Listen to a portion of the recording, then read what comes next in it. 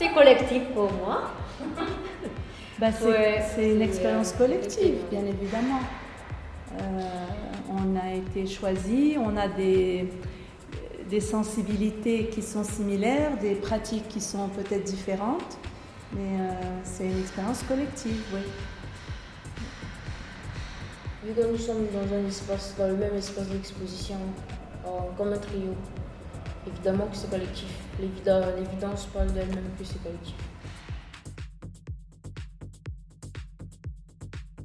La Fondation Hoche, Madame Zo, c'est un point commun, parce que c'est grâce à elle que nous sommes tous là. Donc, sauf si les autres veulent ajouter quelque chose d'autre. Oui, le point commun, c'est Madame Zo. Et oui, c'est la curiosité, être curieux. Je pense que ça, on est curieuse. Hein.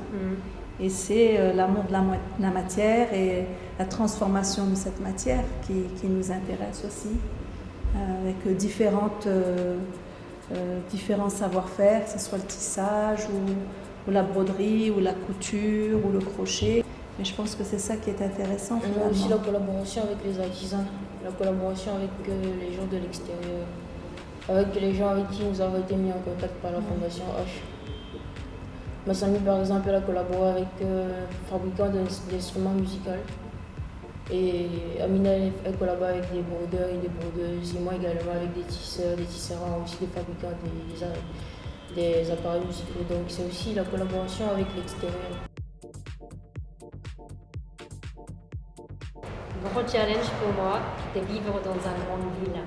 Du bruit, mauvaise pollution, en même temps énergétique.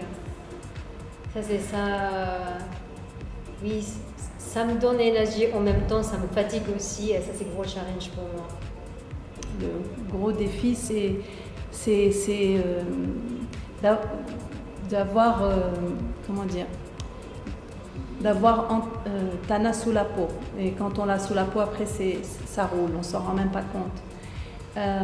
Mais ce qui est intéressant aussi, c'est ce qu'on crée dans un environnement pareil aussi. Je pense que si on était dans un autre environnement, dans une forêt, on créerait quelque chose de complètement différent.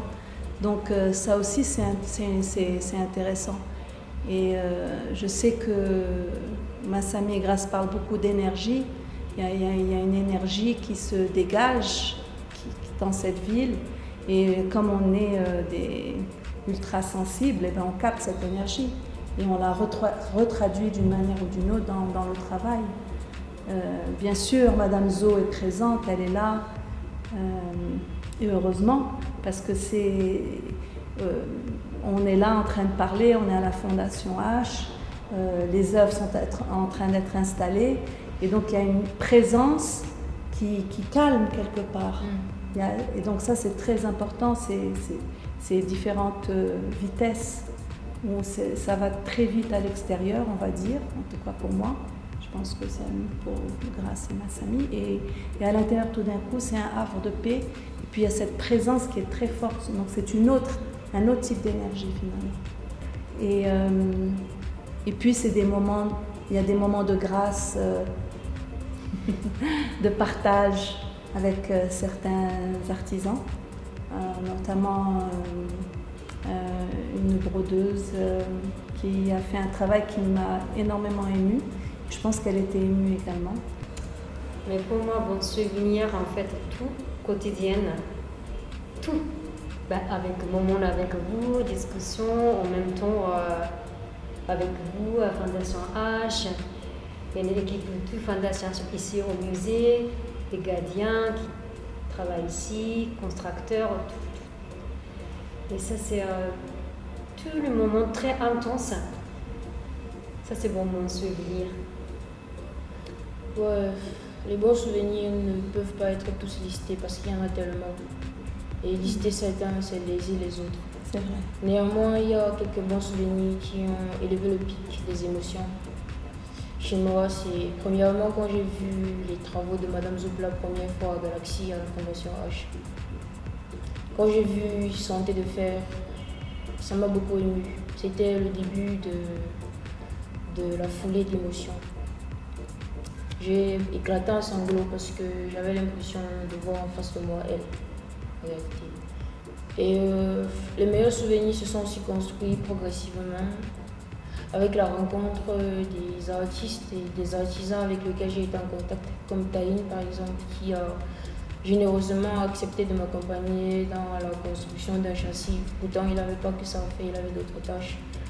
Il y a aussi M. Lidam qui est très engagé dans sa manière de transmettre certaines techniques par rapport à la noix de coco, comment polir la noix de coco, comment transformer la noix de coco.